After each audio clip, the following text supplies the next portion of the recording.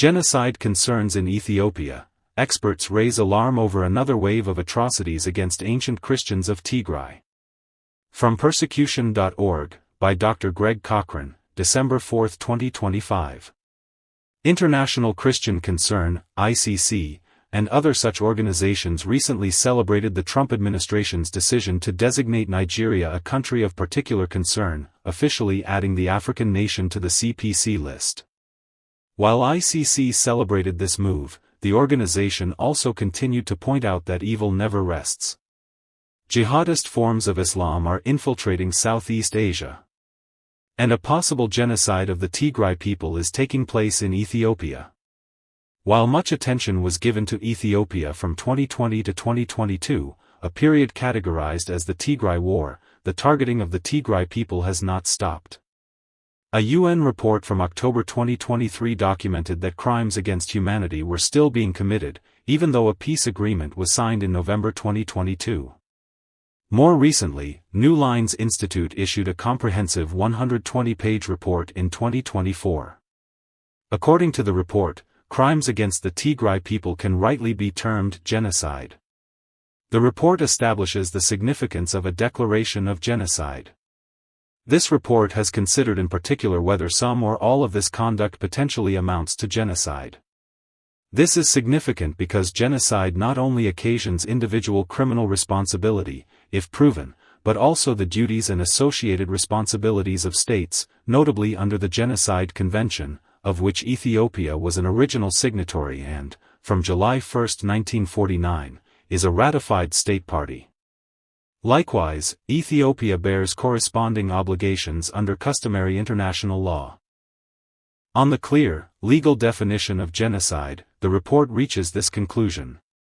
This report concludes that, on the evidence currently available, there is a reasonable basis to believe that members of the ENDF, Ethiopian National Defense Force, the Amhara Special Forces, ASF, and the EDF, Eritrean Defense Force, have committed genocide against Tigrayans. Finally, the report specifies 4 aspects of genocide committed by Ethiopian and Eritrean forces. With the intent described in this report, there is a reasonable basis to believe that EDF, ASF, and ENDF members carried out at least 4 acts constituting the crime of genocide: killing Tigrayans, causing serious bodily or mental harm, deliberately inflicting conditions of life upon Tigrayans calculated to bring about their destruction, and imposing measures intended to prevent births among Tigrayans. Who are the Tigrayans? Why such animus against them by Eritrea and Ethiopian forces? The Washington Times recently answered these questions. The Tigrayans are an ancient Christian community located in a strategic region of the Horn of Africa. Tigray is not a footnote in history, the Washington Times stated. It is the cradle of African Christianity, the land of the Queen of Sheba, the Kingdom of Aksum, and the Ark of the Covenant. Its rock-hewn churches, older than many European cathedrals, are among the holiest sites in the world. Today, those sanctuaries lie in ruins, deliberately shelled by Ethiopian and Eritrean forces. Priests and worshippers have been executed, and ancient manuscripts and crosses, stolen from monasteries, have been surfacing on online marketplaces. Losing the Tigray people would mean erasing more than a millennium and a half of history. But more than history might be lost.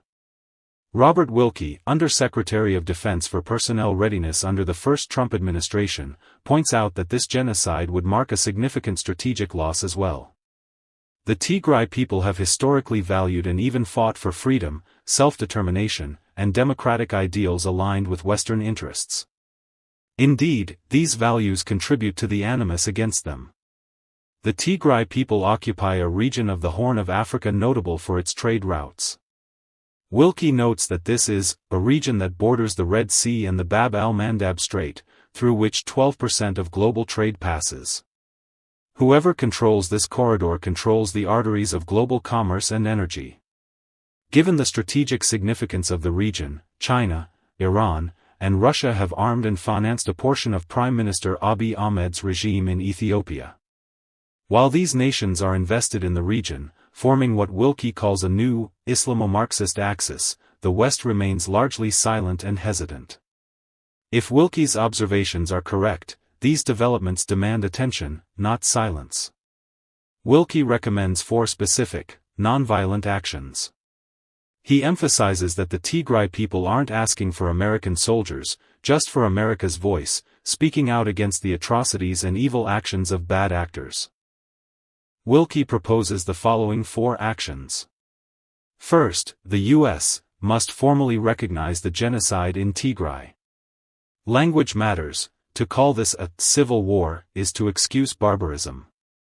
Second, the Trump-Vance administration should impose targeted sanctions on Ethiopian, Eritrean, and foreign officials responsible for the atrocities and on those supplying the weapons.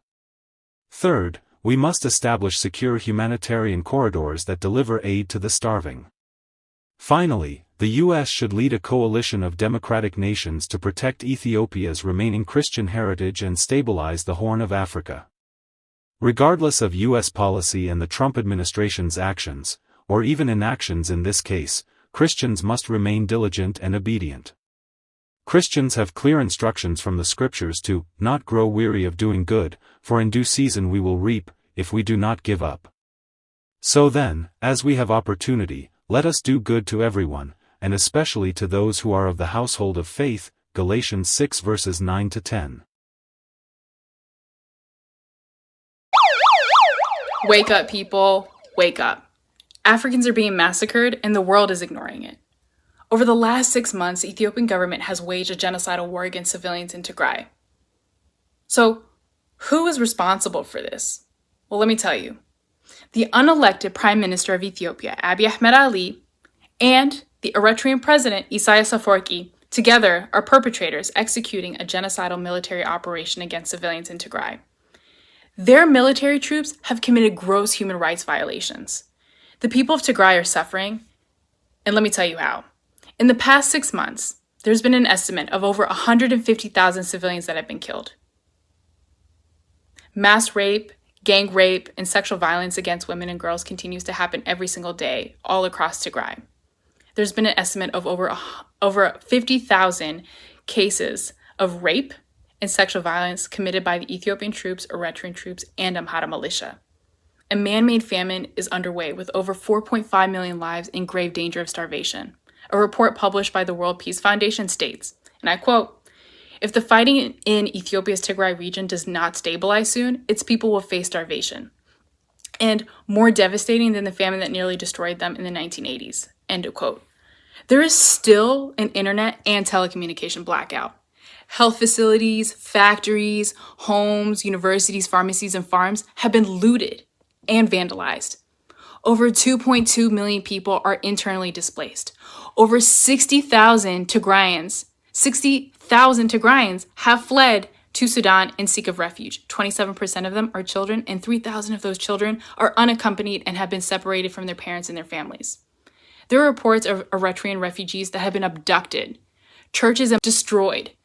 Many ethnic Tigrayans who live in the capital of Addis Ababa and other parts of Ethiopia have said that they have been treated like criminals and subjected to various forms of discrimination, harassment, and abuse by who? By the Ethiopian government.